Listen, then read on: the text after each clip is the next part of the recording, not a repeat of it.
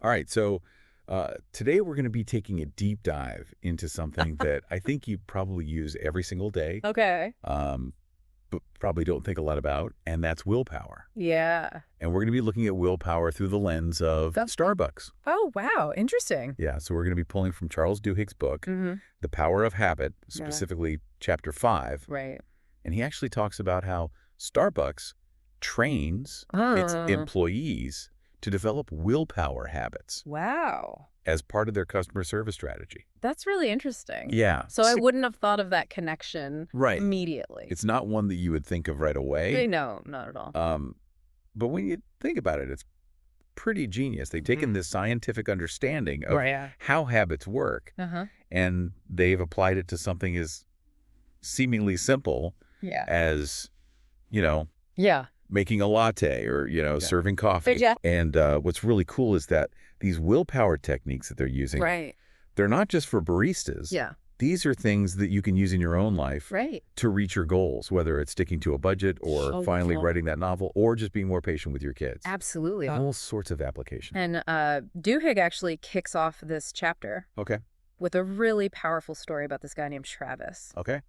And Travis's life was pretty much transformed by Starbucks's approach to willpower. Interesting. So Travis had a pretty rough childhood,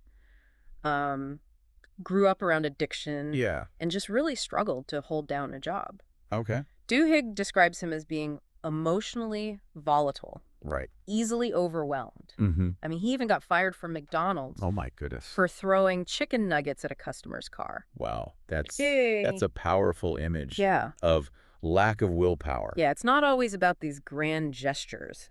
It's often about those everyday struggles to manage our emotions and impulses and, not throw chicken nuggets at people. Exactly, yeah. Yeah. But here's where it gets interesting. Okay. A customer at Travis's video store job suggested that he apply at Starbucks. Uh-huh. And that seemingly small suggestion just changed Wow. his whole trajectory. Interesting. So it's interesting because Starbucks didn't just tell Travis Right. to be better or try harder. Yeah. They gave him a set of habits Interesting. to help him develop his willpower muscle. I like that's a set of habits. That's a good way to put it. Yeah. And so the results were pretty amazing. Okay. He went from struggling to hold down, Right. a fast food job to managing 2 Starbucks locations. Wow, I know. That's amazing. It's incredible. Yeah. And there's this really poignant story in the book where Travis talks about not being able to see his dying father at the hospital because he got there right after visiting hours had ended. And he was so overwhelmed with emotion Yeah. that he just gave up and left. Oh, that's But later he realizes that with the self-control skills that he had learned at Right. Starbucks, he could have handled it differently. yeah. Maybe he could have calmly explained the situation Mm-hmm. or, asked for a supervisor or something. Sure. And so it really just highlights the power of what willpower can do. Right. It can really change Yeah. your whole approach to life. Absolutely. So we've got this compelling story Yeah. of how willpower can really change Right. someone's life. But now let's get into the science Okay, yeah. Let's do it. behind it. Right. One of the most famous studies on willpower Okay. is what's called the marshmallow test Okay, yeah, I've heard of this. from the 1960s. Uh-huh. So basically, researchers gave 4-year-old kids a choice. Okay. Eat 1 marshmallow now or wait 15 minutes and get 2, That's tough. right? At 4 years old? Yeah. I don't know if I could do that. Yeah. So you can probably picture it. Some kids just couldn't resist. Yeah. And they just gobbled it right up. Now, of course. But others found ways to distract themselves, and they held out for the bigger reward. Yeah. And here's the thing. Researchers followed these kids for years. Oh, wow. And what they found is that the kids who could delay gratification, Mm-hmm. those willpower champs, Right. they ended up having more success in life as adults. Wow. They had better grades. They were more likely to go to college. They Interesting. even had fewer problems with things like addiction Wow.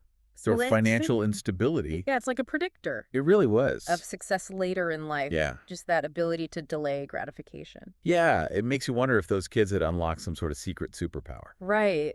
Like, what is it? Yeah, what is it about willpower that Yeah. leads to all these positive outcomes? Exactly. And that's where psychologist Mark Moravan comes in. Okay. He wanted to figure out if willpower is this important skill, then why is it so inconsistent? Yeah. Why do we have it 1 minute and not the next? Why is it so easy to resist that donut in the morning? Yeah, exactly. But then by the afternoon, you're face first in the break room pastry. Totally. Like, what is going on? Right. Yeah.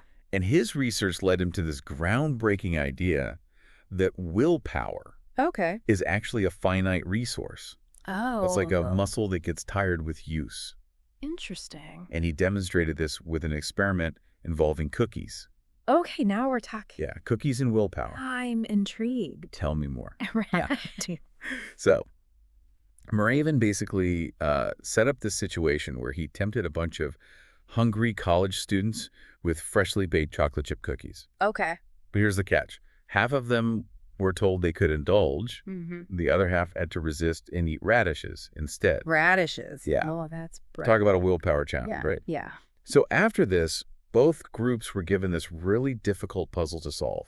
The cookie eaters, whose willpower was still intact, they stuck with it for a decent amount of time. Okay. But the radish eaters gave up way sooner. So like resisting those cookies had actually drained their willpower reserves? That's exactly it. Interesting. That's what Moraven calls willpower depletion. Okay. Like our self-control is a muscle that gets tired. Okay. Think about it.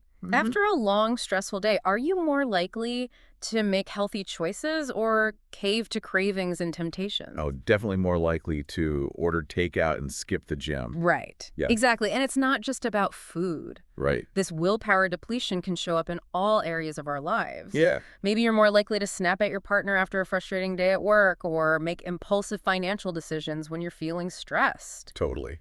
So it's like those everyday moments when we just can't seem to muster the self-control we need. Yeah. Okay, so willpower is a finite resource. Yeah. But the big question is, can we actually make it stronger? That's the exciting part. There's a growing body of research suggesting that, yes, we can actually train our willpower just like we train a muscle in the gym. Okay, so this is where I think the Starbucks connection starts to become really clear. Yeah. They recognized this and built a system to actually strengthen their employees' willpower. Exactly. And to really understand this, we have to go back to another study, this one involving patients recovering from hip and knee replacements. Okay. Researchers found that the patients who wrote down detailed plans for how they would manage their pain and stick to their physical therapy routines, they actually recovered faster. So they weren't necessarily tougher or more disciplined. They just had a plan in place to deal with those moments. Right. Interesting. And Starbucks took inspiration from this. Okay. They recognized that their employees also have what we can call inflection points. Those stressful situations where willpower is most likely to falter. Yeah. Like dealing with a difficult customer or a long rush. So instead of just hoping their employees would magically have enough willpower, they actually gave them specific routines and strategies to use in those moments. Exactly. Take the LT method, for example. Okay. It's this simple acronym that gives baristas a step-by-step process for handling upset customers. Oh, yeah, I've heard of that, but I never really thought about it as a willpower technique. Well, it absolutely is. Okay. Each letter stands for a specific action. Listen, acknowledge, take action, thank, and explain. Okay. It helps employees stay calm, de-escalate the situation, and provide consistent, excellent service even when they're feeling stressed or frustrated. So it's like giving them a script to follow when their own willpower might be running low. Exactly. It takes the guesswork out of it and makes it easier to choose the desired behavior even under pressure. Okay. And the LT method is just one example. Right. They have similar routines for other challenging situations, like giving constructive criticism or handling a huge rush during peak hours. Wow. It's fascinating how they've taken this research and turned it into something so practical and applicable. Yeah. But it's not just about having these routines, right? It's about making them automatic. Absolutely. Starbucks embeds these routines in their training materials and then reinforces them through role-playing exercises. Okay. It's like building muscle memory for willpower. It makes me think of like when you first learn to drive, everything feels so deliberate and effortful. Yeah. But with practice, it becomes second nature. That's a great analogy. Yeah. And that's what Starbucks is doing with willpower. Right. They're helping their employees build those willpower habits so that they become automatic, almost like a reflex. Okay, so we've talked about how willpower is a finite resource and how we can strengthen it through practice and routines. But is there anything else that can affect our ability to exert self-control? There is. Remember Mark Mervin, the cookie experiment guy? Yeah. Well, he did further research and discovered something really fascinating about the role of control and autonomy in willpower. Okay, this is where it gets even more interesting. Yeah. Tell me more about this control element. So we're talking about how our sense of control Right. can actually impact our willpower. Yeah. Tell me a little bit more about this. Okay, so in one of his studies, Muravin had students resist those tempting cookies again. But this time, he changed how he interacted with them. Okay. With one group, he was super polite and respectful. He explained the experiment, thanked them for participating, Yeah. even asked for their feedback. Okay. With the other group, he was much more direct and impersonal. So same cookie challenge, but just different vibes from the researcher. Exactly. Interesting. And what he found was fascinating. Okay. Both groups resisted the cookies, Mm-hmm. but when given a challenging task afterwards, Yeah. the group that had felt respected and listened to actually performed significantly better. Wow. So feeling like you have a voice and some control actually boosted their willpower. Exactly. It's like feeling coerced or micromanaged actually depletes our willpower, whereas feeling a sense of autonomy strengthens it. That makes a lot of sense. Yeah. I mean, think about it. When someone's constantly looking over your shoulder or dictating your every move, it can feel so draining and demotivating. Right. But when you feel trusted and empowered to make your own decisions, you're more likely to, step up and rise to the challenge. It's like that old saying, you can catch more flies with honey than with vinegar. Right. When people feel respected and valued, they're more likely to be engaged and productive. And guess what? Starbucks gets this. Yeah, they do. They actually empower their employees to make decisions Yeah. and have a voice in how things are run. Right. They encourage baristas to contribute ideas for things like store layout, music selection, even community involvement. Oh, wow. It gives them a sense of ownership and makes them feel like they're part of something bigger. And as a result, they're more likely to, bring their A game to work each day. So it's not just about those specific routines like the a latte method. It's about creating a culture that supports willpower and autonomy. Absolutely. It's about recognizing that people thrive when they feel trusted and empowered, not controlled and micromanaged. Okay, so we've covered a lot of ground here. We talked about how willpower is like a muscle that can be strengthened, the importance of having routines and systems in place, and how our sense of control can impact our self-control. Yeah, and it's amazing how all of these things are connected, right? It is. Like those Scottish orthopedic patients, the cookie-resisting students, and those Starbucks baristas, they're all connected by this thread of willpower and the strategies that support it. Right. And what's really cool is that these insights aren't just for academics or big companies. Yeah. These are things we can all apply in our own lives. Absolutely. So as we wrap up, I'd love to hear your thoughts on this.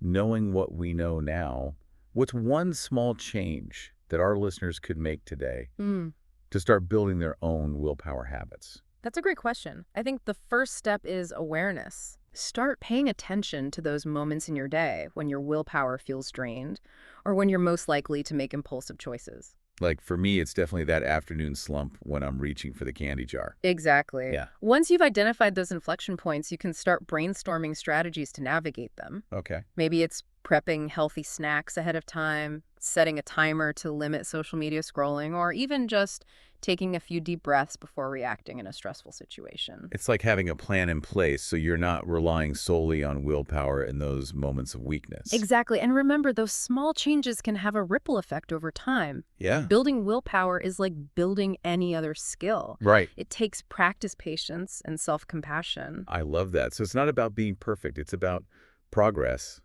not perfection, Exactly. and creating systems that support us along the way. Absolutely. And who knows, maybe one day you'll be running 2 Starbucks locations just like Travis. Right. Or maybe you'll achieve something even more amazing, something uniquely your own. Well, that's it for our deep dive into willpower. Yeah, We hope you found it insightful and empowering. I hope so. Until next time, keep those willpower muscles strong.